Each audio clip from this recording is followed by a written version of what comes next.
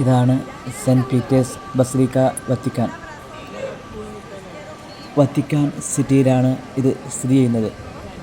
ലോകത്തിലെ ഏറ്റവും കൂടുതൽ ആളുകളെ ഉൾക്കൊള്ളാൻ ശേഷിയുള്ള ഈ ദേവാലയത്തിൽ ഒരേ സമയം ഏകദേശം 60,000 പേർക്ക് പ്രവേശിക്കാനാവും.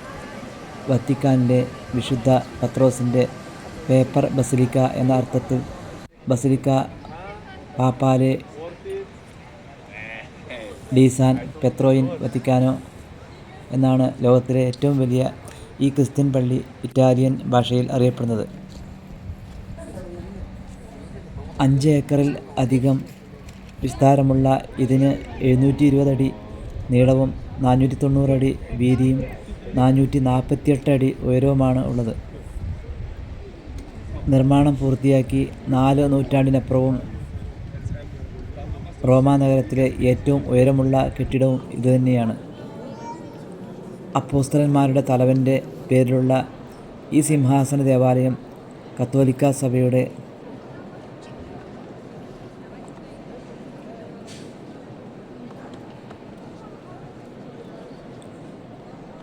കത്തീഡ്രലോ മാർപ്പാപ്പയുടെ സിംഹാസനമോ അല്ല.